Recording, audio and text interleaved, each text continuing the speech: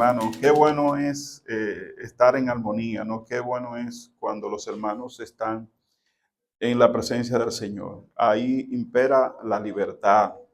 Amén. Mira cuán bueno es y cuán delicioso es habitar los hermanos juntos en armonía, porque allí envía Jehová bendición y vida eterna. Gloria a Dios, hermano. Yo quisiera hablar hoy acerca de Pedro. Hablamos del Pedro el domingo pasado, pero mucha gente le atormentó porque Pedro era buen Pedro y mal Pedro. Así que a veces a uno le dice a una persona, mira, tú eres un buen Pedro, o tú eres un mal Pedro. Sí, porque Pedro, wow, es un personaje tremendo para tomarlo como un modelo de lo que somos nosotros, nuestra inestabilidad. Y hoy vamos a tomarlo de ejemplo de nuevo. Sin embargo, no vamos a hacer un descenso tanto en Pedro, porque yo creo que en el mensaje, aunque yo he hablado en estas ocasiones acerca de esta proeza que Dios hizo en el mar, pocas veces nos detenemos a alabar a Pedro. Yo creo que afortunadamente, no afortunadamente, sino que Pedro decidió algo que a veces nosotros tenemos que tomar en cuenta. Él se atrevió a descender de la barca y caminar. Pero en el tránsito del mensaje vamos a descubrir si Pedro caminó, y si caminó, si lo hizo por impulso o si lo hizo en torno a qué cosas podemos aprender y llevarlo, retrotraerlo a nuestra situación para que de alguna manera pueda ser beneficioso.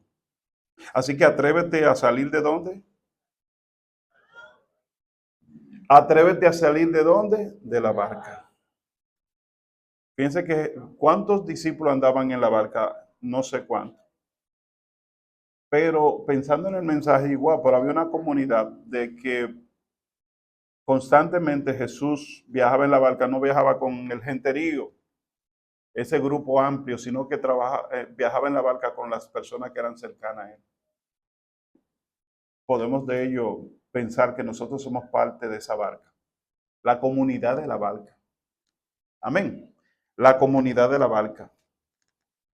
Pero en este caso, la barca se refiere a la seguridad.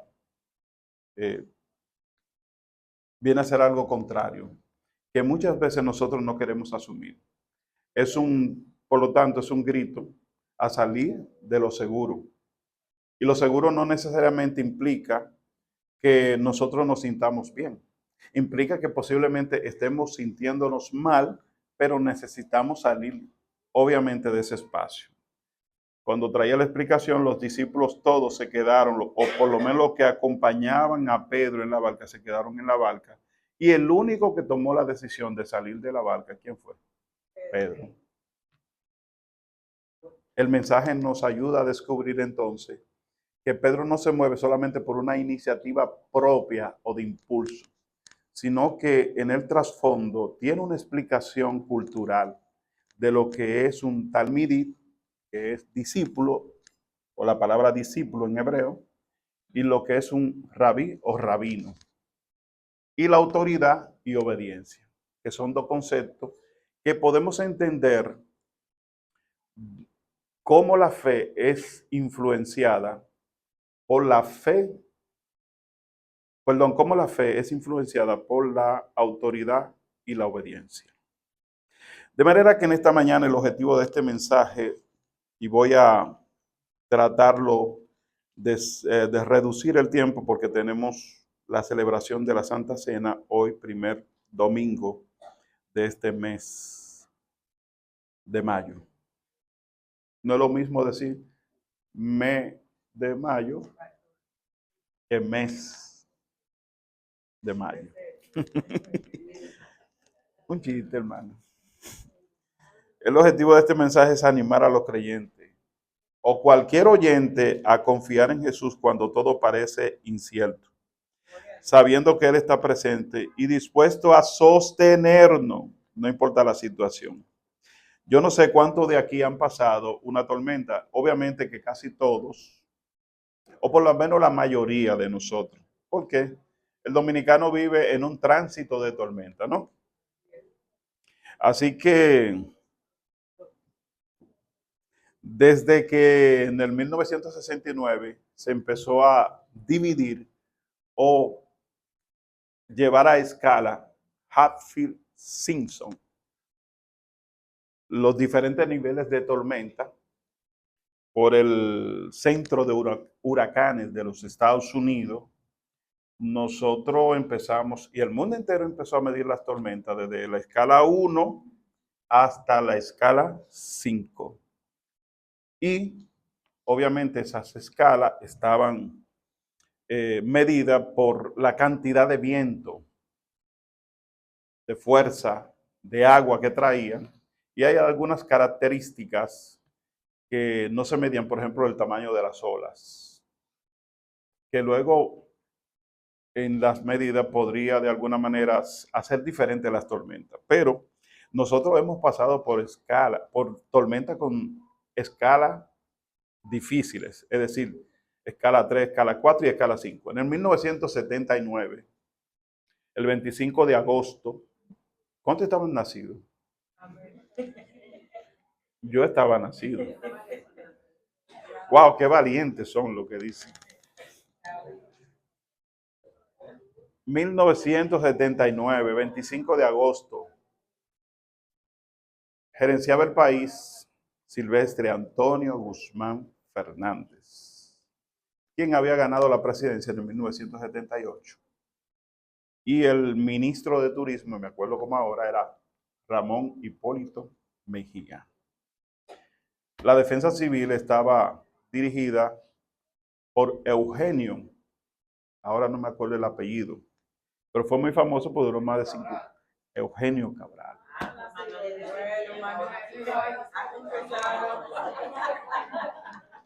Entonces, me acuerdo que la defensa civil empezó a hacer un recorrido porque era eminente que el ciclón David hiciera contacto con la isla por un punto que normalmente no pasa, que era la parte sur, Baní, San Cristóbal.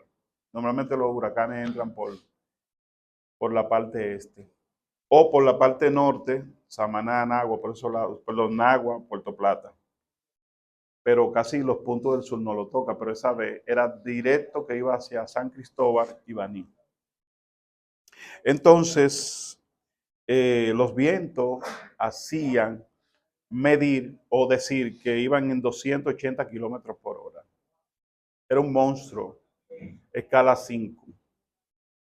Como ellos sabían de eso, ¿verdad? Empezaron de forma temeraria, a decirle a la gente que se resguardara. Yo recuerdo que era un niño cuando una de las cosas que observé era que el viento, el cielo estaba azul. No se dan cuenta de eso cuando viene una fuerte tormenta, de una cosa que sucede, que el viento está azul, tranquilo, pero de repente todo se puso oscuro.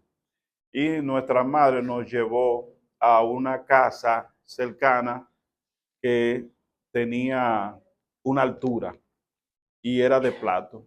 Y allí, pues nosotros nos quedamos varios días. Yo recuerdo que, como era pequeño y también de estatura, miraba por la ventana el zinc, los techos, wow. Cuando nosotros salimos, eso fue algo estremecedor, dramático. No había árboles, estaba todo arrasado. En mi vida yo nunca había visto un panorama como ese. Y la electricidad se fue y dejó de funcionar por 6 meses. El país quedó totalmente arrasado en el ciclón David, más de 2.000 que se contaron, pero fueron más de 10.000 personas. Se dice que murieron. Pero en medio de la tormenta, una de las cosas que me preocupaban como niño es que nosotros no teníamos conciencia de cuándo iba a pasar. Porque recuerdo que aún siendo la casa de concreto, se remecía. Y venía ese viento. Y era algo atormentable para mí como niño. Pero la mayor preocupación era que yo no sabía, o la gente no sabía decir cuándo iba a terminar. Así que, y eso pasa a nosotros, cuando nosotros lo llamamos, que no sabemos cuándo va a parar la tormenta. Así es la vida, podemos estar navegando tranquilos, sin aviso. Y de repente llega una tormenta. Déjame tomar un poquito de agua.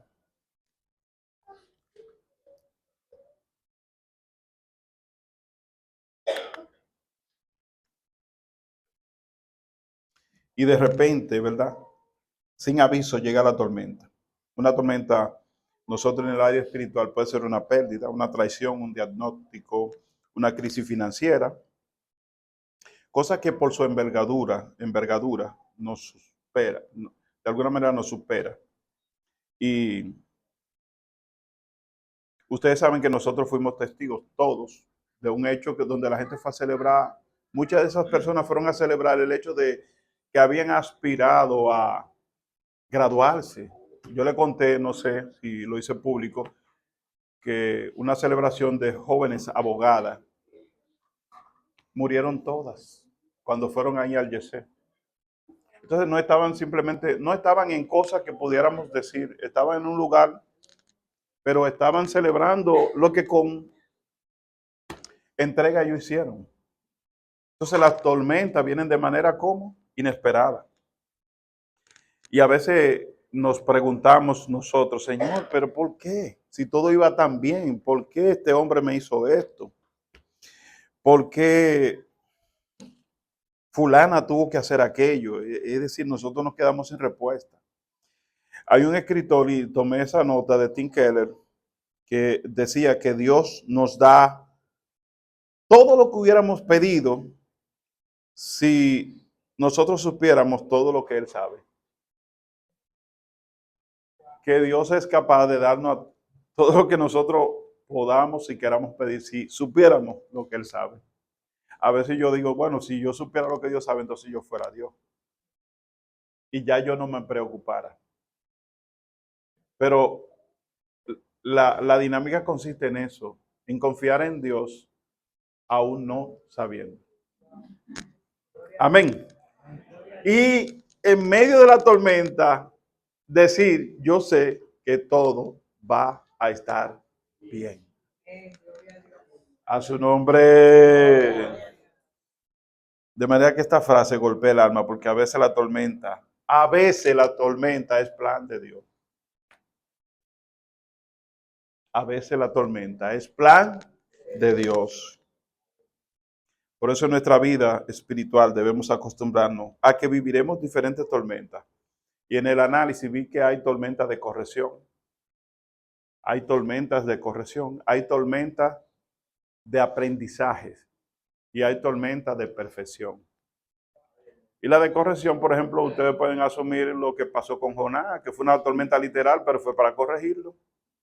Jonás ve a dónde? A Nínive.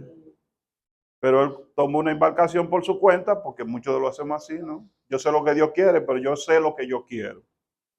Y nos relacionamos o hacemos la cosa ¿en qué? En desobediencia. Eso se llama irse a Tarsis. Pero Dios nos está mandando ¿a dónde? A Nínive. Entonces no es la ruta que tú quieres, sino la que yo quiero. La que tú quieres es la que a ti te gusta. Y por eso yo le digo, mire, tenemos que tener cuenta cuando tenemos fe, porque a veces anticipamos un momento que nos gusta a nosotros esperando que eso suceda, y eso no es fe. Estoy enfermo, yo quiero sanarme. Pero yo tenía fe de sanar. No, tú estás anticipando un momento que a ti te gusta. Tú no sabes si esa enfermedad Dios la permite para corregirte. A su nombre. ¿Cuántos están aquí? Si usted supiera todo lo que Dios sabe. Alguien decía una vez, mira, pero la película, lo grande de la película, que el guión lo dirige Dios. Pero como Él lo dirige, Él sabe dónde termina. Y nosotros somos los actores más extraños, que solamente leemos escena, pero nunca sabemos el final. Una vez en Netflix tiraron una película, yo no sé cómo sucedía eso, pero donde uno de alguna manera determinaba el final. Qué películas que son buenas esas. Yo quería que los Warriors ganaran. Es más, apagué la televisión a los 3 minutos. Y a las 3 de la mañana, oye, Cristo me dice, sé fanático así de mí. Me desperté. A ver si los Warriors ganaron. ¿Alguien por ahí que siga al Licey? A su nombre. Aleluya. ¿Cuántos están aquí? Entonces, hay cosas que a nosotros nos gustan y tenemos fe para que eso suceda. Porque nos anticipamos el momento y no necesariamente eso es fe, eso es impulso. La fe, ¿verdad?, es sostenerse en lo que ya Dios ha dicho, aunque no nos guste. Por eso hay que tener un conocimiento no extraordinario, pero sí cercano a la palabra de Dios. Es confiar en lo que Dios ha dicho y sostenernos en eso, no en lo que tú quieres. Y entonces Dios, porque esa palabra es así, ya se dijo, no, pues tú lo que tienes que hacer es enderezar tu camino y caminar de acuerdo a la palabra. Amén. Hay regla. Gloria al Señor. Entonces hay tormenta de corrección, hay tormenta de aprendizaje y hay tormenta de perfección. La vida de José es una tormenta de perfección. Te voy a mandar a pasar todo esto. ¿Para qué? Para que tú estés preparado para un momento dado.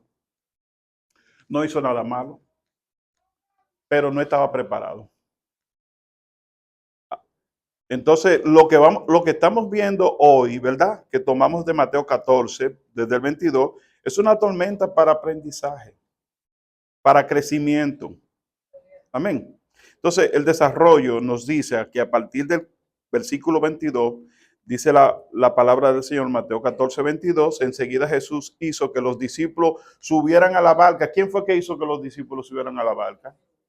La palabra en otra versión dice que Él los obligó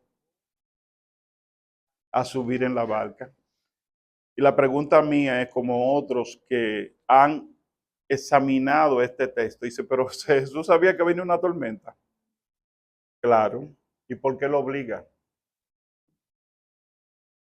Súbanse, que viene una tormenta para ustedes. Pero súbanse. No, y tú no vas. No, porque la tormenta no es para mí, es para ustedes. A su nombre.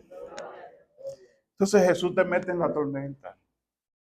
Ay, si usted supiera todo lo que sabe Dios, si usted supiera.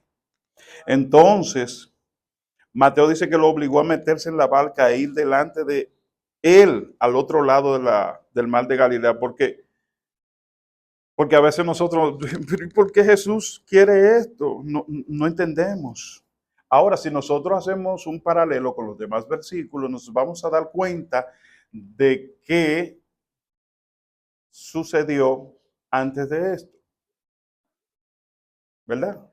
Porque un texto debe tener explicación cuando nosotros leemos todo el contexto. Y cuando nosotros vamos a Juan 6:15, dice que, pero Jesús, dándose cuenta de que querían llevárselo a la fuerza y declararlo rey, se retiró ¿de qué? De nuevo a la montaña solo. Está hablando de que aconteció un milagro, y un milagro trascendente. ¿El milagro de qué? De la alimentación. ¿De cuántas personas? ¿Qué sé yo? 15,000, 17,000, si uno multiplica los que no son sumados ahí, que con 5 panes y 2 peces, él resolvió un problema que a la gente le toma tiempo, a los gobernantes. Porque nosotros tenemos una prevalencia de hambre, o lo que llamamos su alimentación, que es no alimentarse adecuadamente sin la caloría que necesitamos, de un 5% de nuestra población dominicana. Y el gobierno, en la meta que tiene con la FAO, dice que lo quiere llevar a 2,5. Eso quiere decir que hay una cantidad de un 2,5% de la población que no se alimenta bien en República Dominicana. En Haití es de 45%.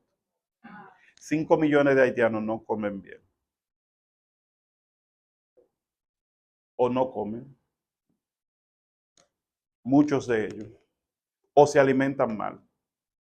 Entonces se cree que este país va a ser declarado libre del hambre dentro de, qué sé yo, 3 años, 4 años, 5 años, según vamos.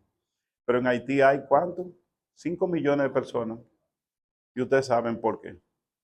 Entonces, si viene un gobernante que soluciona eso con un decreto, porque Jesús lo solucionó con un decreto, no con un plan de distribución y esto, no. Señor, te doy gracias. ¡Uf! Alimentó a todo el mundo. en un pueblo que estaba pasando un hambre, ¿verdad? Este lo solucionó con un decreto. Entonces, ¿qué lo vamos a hacer? No necesitamos elecciones, no vamos a la urna, porque si este hombre me resuelve el problema más grave que hay, entonces él es ¿quién? El rey. Entonces no tenían razón ellos al asumirlo como rey, porque este hombre no tiene, no, es que no cuesta dinero, él con una acción ya nos resolvió un problema que tenemos años, pero ese era el plan de ellos, pero no de Jesús, porque Jesús no solamente estaba pensando en ellos, sino en quién, en ti y en mí, que no habíamos nacido. ¿Me está entendiendo? Era acerca de la humanidad y convertirse en rey para ellos en ese momento, de alguna manera tronchaba el plan. Así que Jesús ve más allá de acuerdo a su misión. Y eso nos lleva a pensar, wow, qué cerebro y qué clase de misión tenía Jesús. Y por eso él dice, no, miren muchachos, váyanse adelante ustedes, vamos a desbaratar esto. Ellos no saben porque ellos también quieren, ¿no? Pero ven acá, no decían ellos, ¿quién?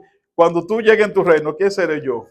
Es decir, lo primero que querían eran ellos, pero ellos, recuerden muy bien lo que dice el pensador Tim Keller, si nosotros supiéramos lo que Dios sabe, entonces él inmediatamente lo mandó a la barca y él se fue para que el movimiento fuera roto. Amén. Juan 14:23 dice que después de despedir a la gente, subió a la montaña para orar a solas y al anochecer estaba allí él solo. ¿Con quién estaba? Solo. Y ellos ya estaban en la barca. Eso fue como en la primera vigilia, cuando hablamos de la noche, estamos hablando de las 6 de la tarde.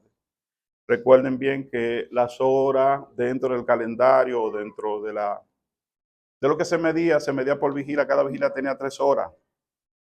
Y la noche pasaba, comenzaba cuando el sol terminaba.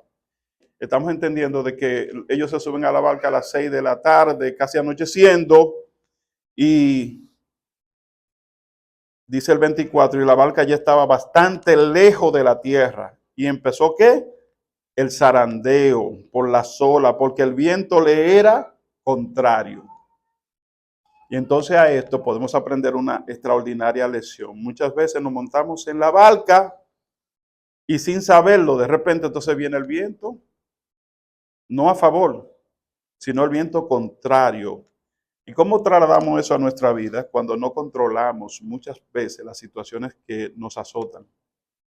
Y esas situaciones que nos azotan muestran nuestra desnudez, muestran nuestra falencia, nuestras insuficiencias y nuestra carencia.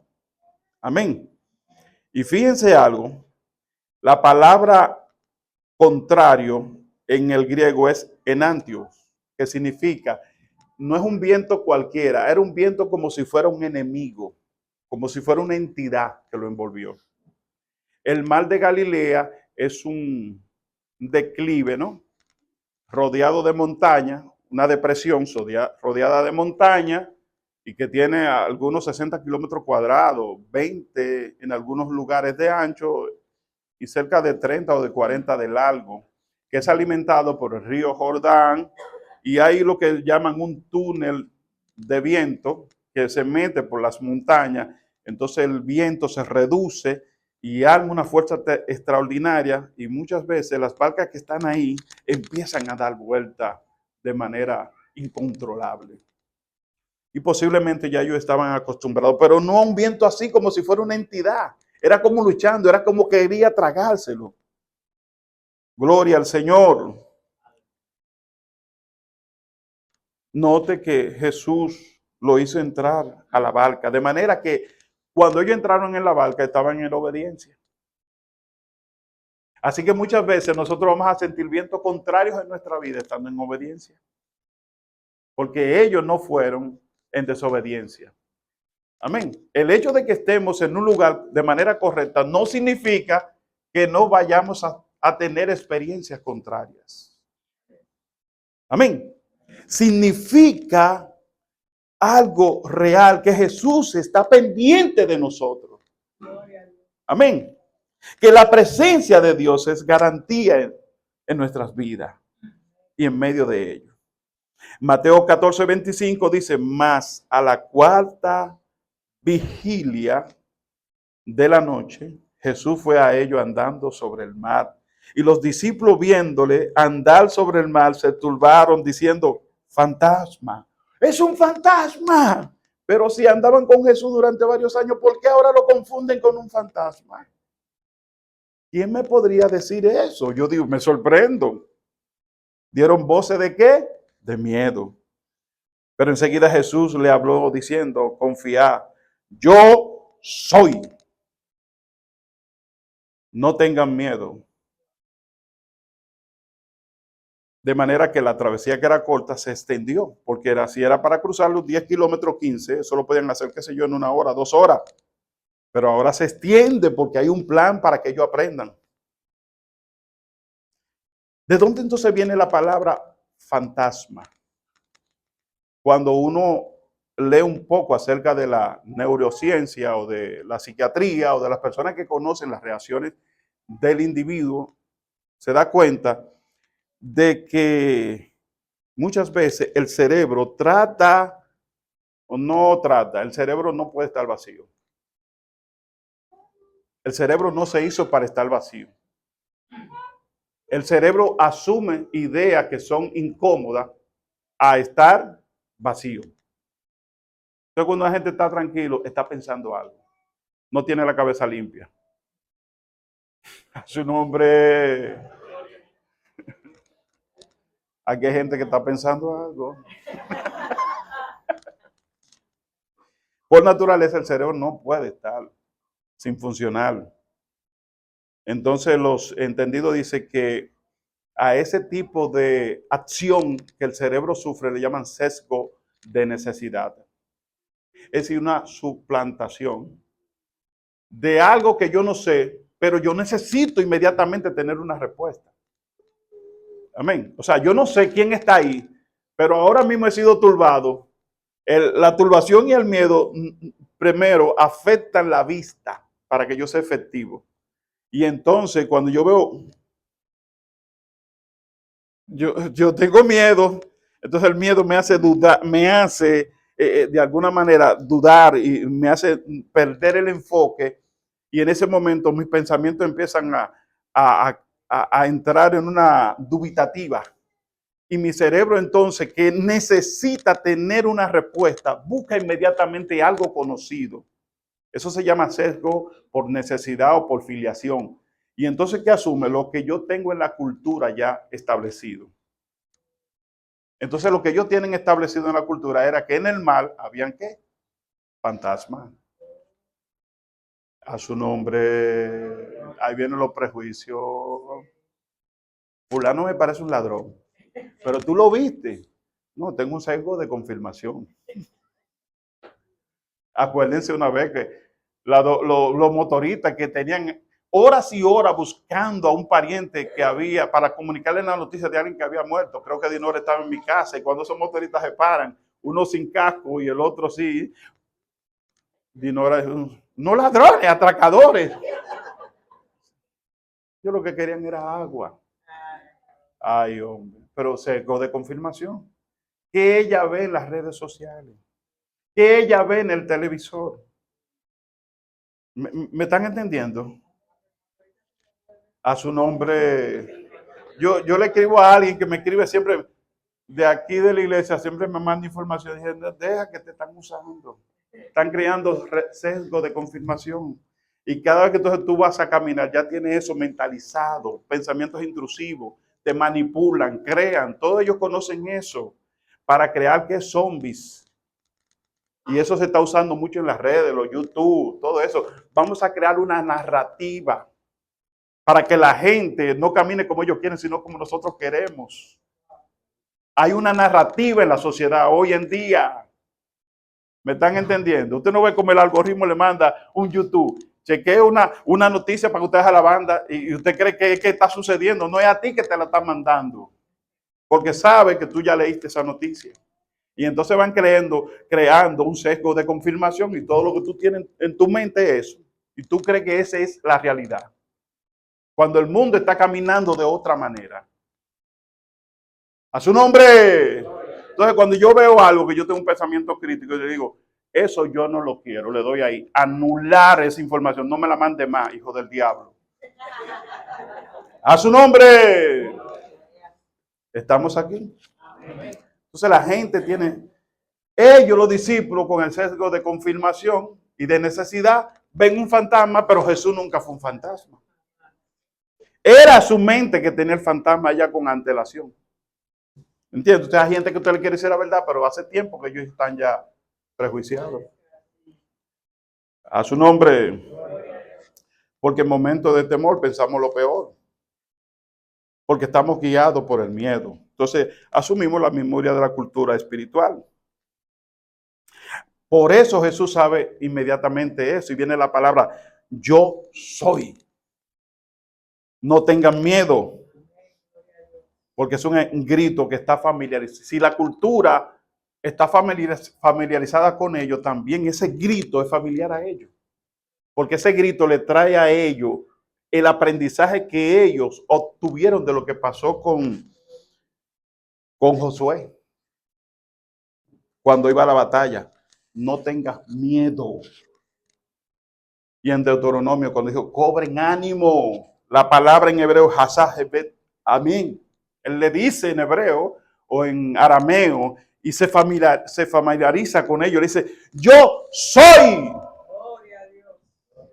Y ellos saben ya, porque han leído, porque han estudiado, que esa palabra le es familiar con la seguridad que da el Dios poderoso para destruir cualquier argumento. De manera que para un judío de esa época, cuando alguien con autoridad decía ánimo, no era ánimo como el que decimos, como el de la bachata, que ya ánimo, ánimo. No, era afírmate. ¿Qué te está pasando? Sacúdete. Llegó el que endereza todo. Porque la tormenta no se calmaba.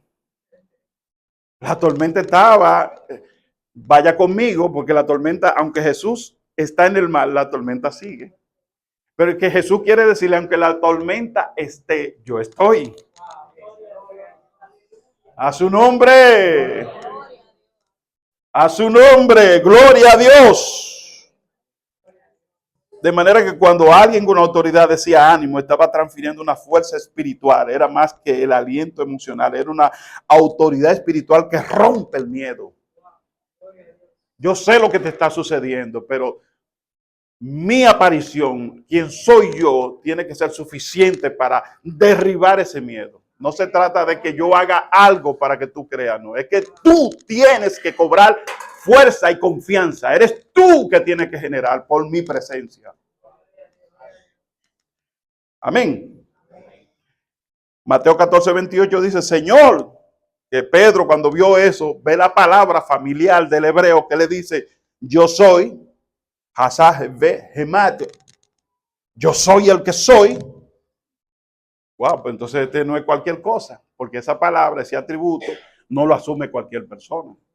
Ellos saben que eso solamente pertenece a él, el artículo, no dicen el nombre. El judío no dice Dios.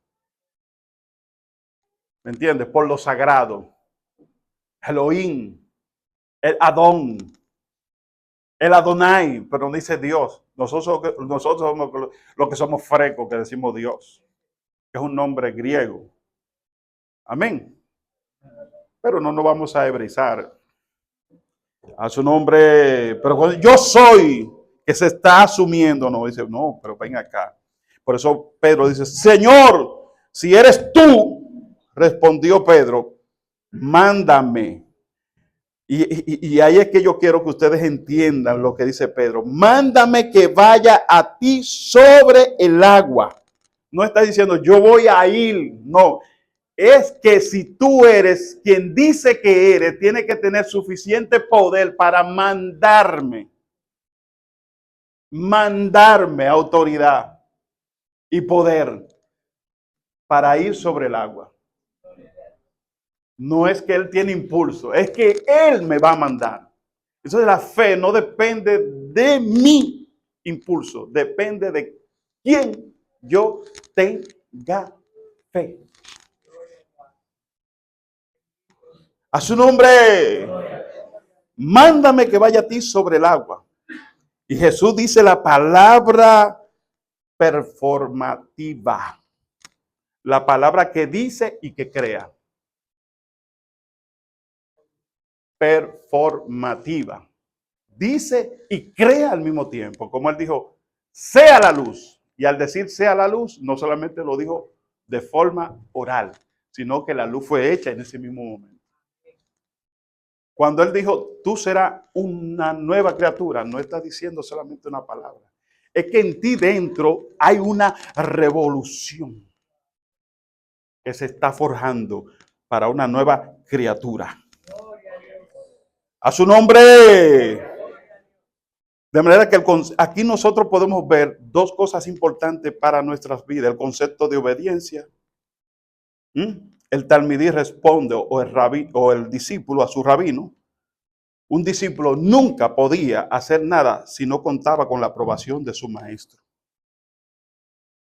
Para un talmidí o para un discípulo, para no enredarme, lo que decía su maestro en la antigüedad tenía más peso que la lógica, el miedo al entorno.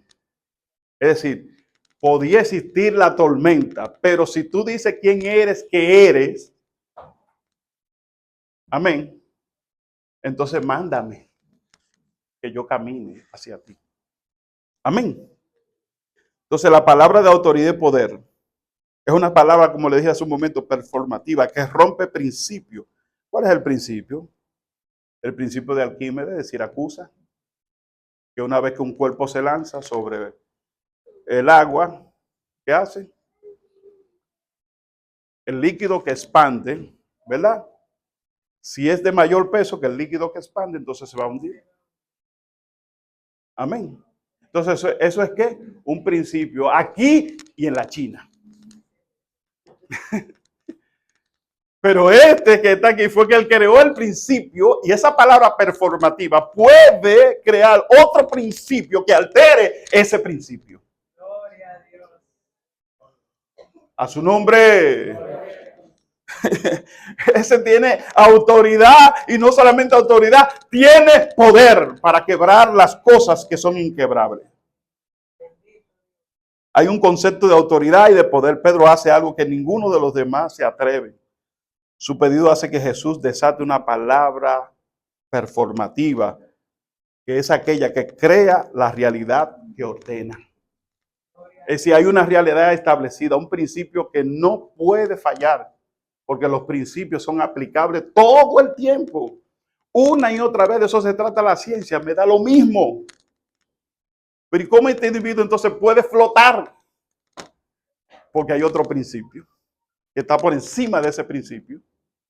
Y no significa que ese principio primario no exista. Aleluya.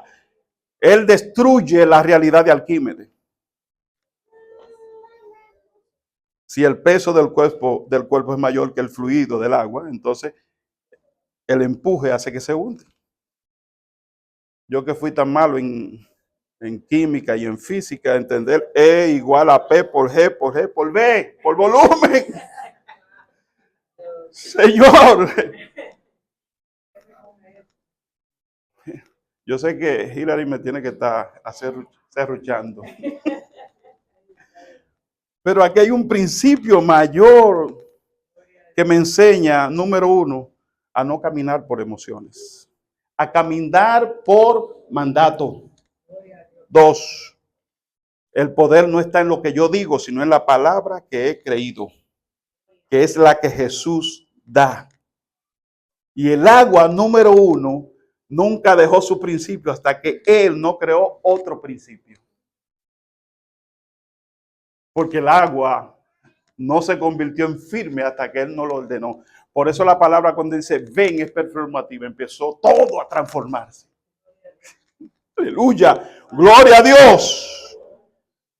Y el poder performativo de tu destino está disponible si tú te arriesgas a que cambie tu realidad. Amén. Dios está esperando que tú te arriesgues. Amén. Para que tu destino sea afirmado.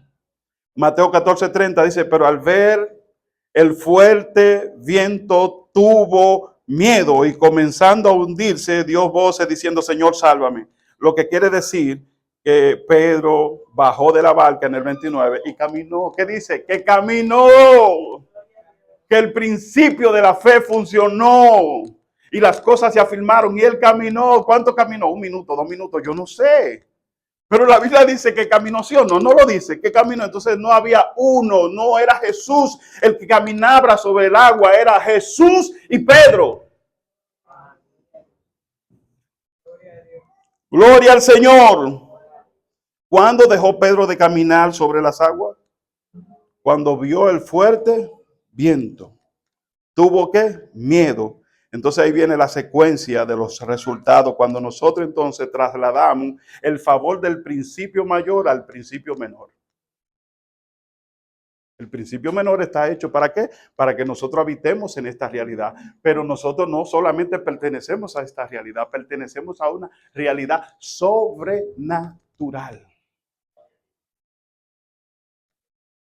Para algunos dicen, no se trata de la teoría de la escuela, que yo estoy aquí y entro allá. Es que lo imposible se hace posible. ¿Cuánto lo han visto en su vida? ¿Cuánto lo han visto en su vida? ¡Aleluya!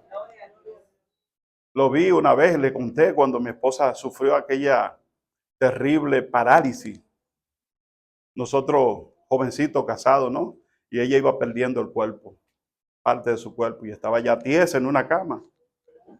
A su nombre, yo no hice nada. Aquella hermana pastora fue, oró, y lo que solo hicimos fue caminar sobre ese principio. Cuando ella salió, la mujer empezó a mover las manos, los pies, y buscaron explicación en la placa y no encontraron porque se trataba de otro principio. No podía ser examinado, gloria a Dios. No podía darse a enterar porque no existe medida para esto. A su nombre. Gloria al Señor, gloria a Dios, gloria a Dios. Cuando me llamaron a ver el padre de la hermana Mary que estaba muriendo y necesitaba despedirse, el Señor me guió a poner la mano, pero honestamente yo no sabía que él iba a seguir viviendo. Yo lo estaba despidiendo, así que no vayan a creer, ay, hermano está ungido. Yo estaba orando para que se muriera.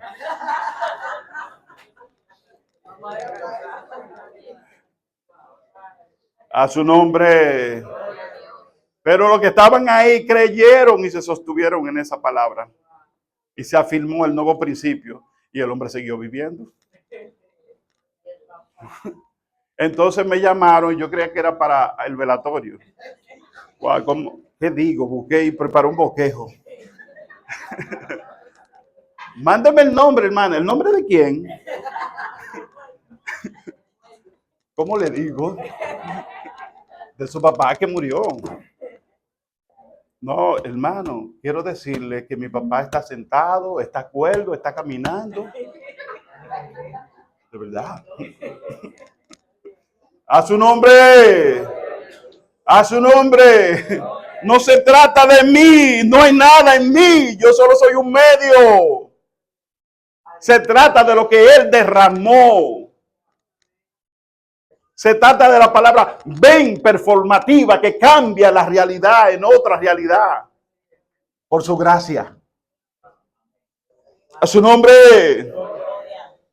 De manera que cuando nosotros estamos en esa palabra tenemos que mantener el enfoque mirando solamente ¿a quién? A Jesús. Pero cuando perdemos el enfoque nos sucede como Pedro, 30. Pero al ver el fuerte viento tuvo miedo y comenzando a hundirse dio voces diciendo, Señor, sálvame. De manera que esto habla de una secuencia con resultados. Pedro mira el viento, las olas y mira el mar y comienza a dudar. Eso es un proceso mental. Lo primero que el diablo trabaja con nosotros no es con el físico, sino con la mente. Usted tiene que tener cuidado, como le dije, ¿qué usted está leyendo? ¿Qué usted está viendo? ¿Usted quiere paz? Usted no puede estar en comunión con cosas que le van a traer degradación, inquietud. Amén. Lo primero en la mañana que yo hago es escuchar a un pastor predicando. Y me voy caminando, yo duro 45 minutos y 30 caminando. Yo con un mensaje de un pastor ahí y adorando, gloria a Dios. Como es yo solo, yo estoy levantando mi mano. La gente que yo estoy, gloria a Dios. Hay otro señor que corre y él habla solo. Porque es como ridículo. Yo estoy tratando de vitaminarme porque yo sé que con el viento contrario que yo me voy a enfrentar en el día. Yo no puedo dejar que los pensamientos intrusivos que están formando para crear en mí, ¿verdad?, un sesgo de confirmación, entonces determine lo que yo voy a hacer ese día. Y yo no puedo creer en los principios sobrenaturales. O sea, yo tengo que tener capacidad para creer que Dios va a hacer algo sobrenatural en ese día. Y yo tengo que prepararme para caminar sobre las aguas que Él ha endurecido, ha firmado. A su nombre. Entonces el primer paso lo debo dar yo con lo que estoy escuchando. Abre su libro, abre su Biblia, abre su devocional, clame, ore, gloria a Dios. Oh, gloria a Dios, a veces guiando oro, gloria al Señor, aleluya, aleluya, aleluya. Y la gente me ve la mano y dice, está protestando contra el gobierno.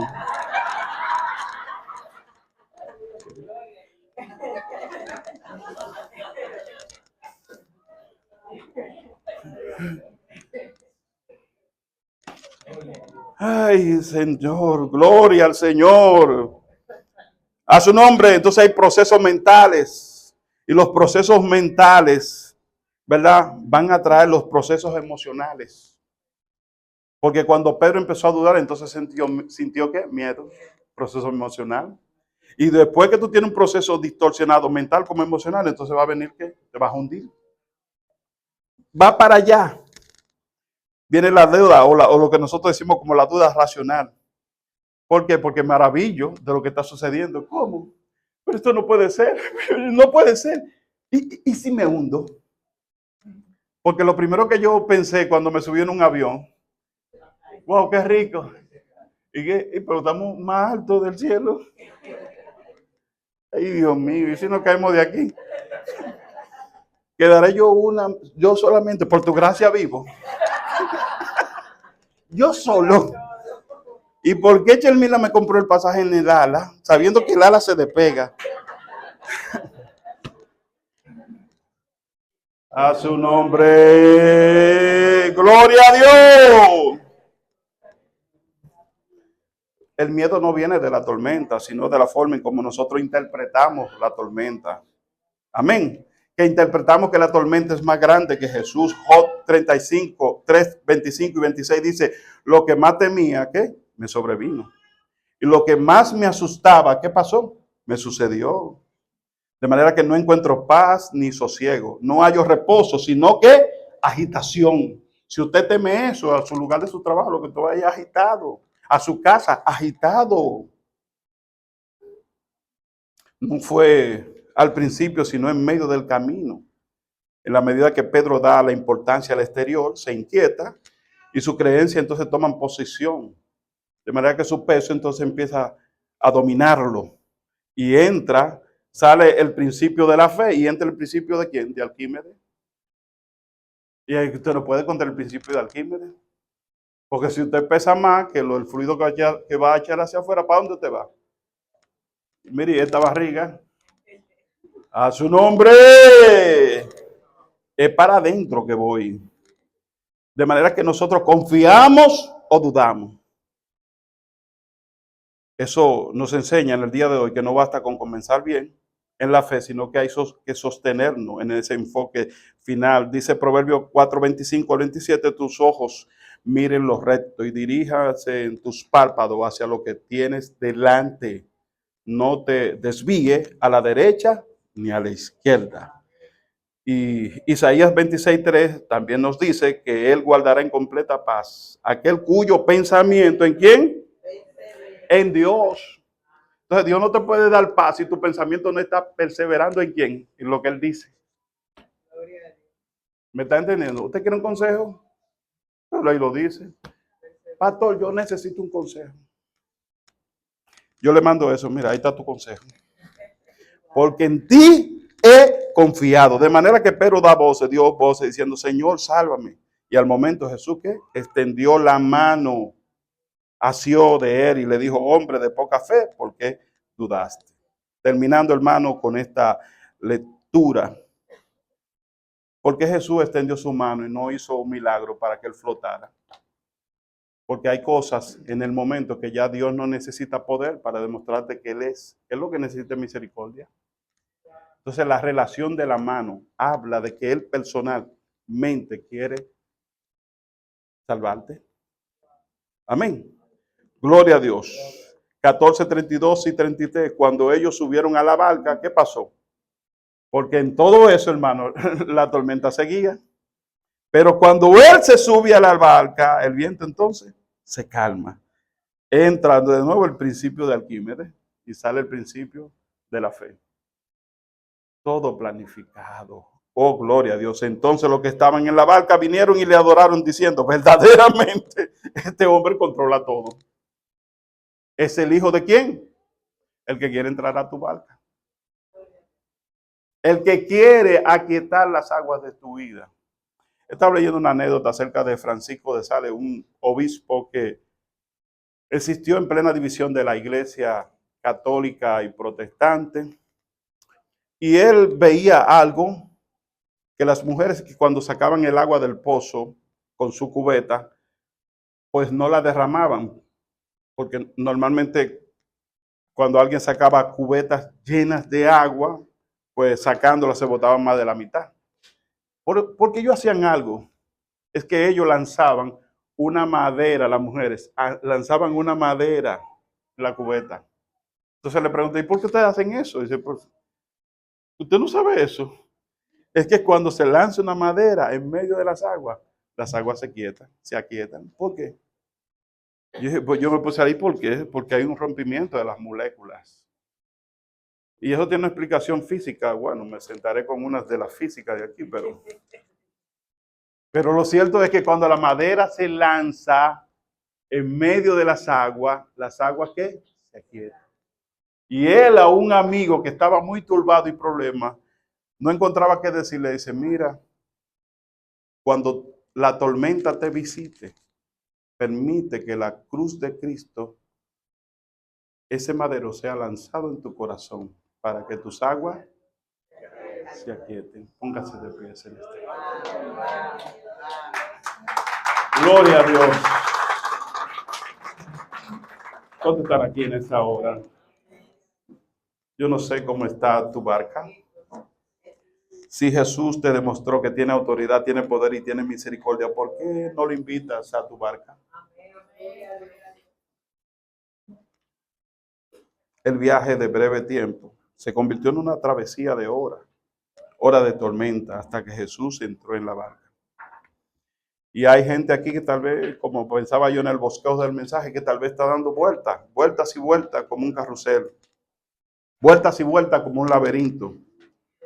Pero en esta hora yo le digo, como tal vez nunca pensaron los discípulos, de un viaje tal vez de 1 hora duraron 6 horas, qué sé yo, 8 horas en el mar, dando vueltas en un mismo lugar, porque no invitaron a Jesús en cierta manera a su barca. Solamente cuando Jesús entró a la barca se aquietó el mar. Así que en esta hora, si tu vida está como ese mar agitado, te pido que aproveches el momento e invita a Jesús a tu barca. Atrévete también a salir de la barca.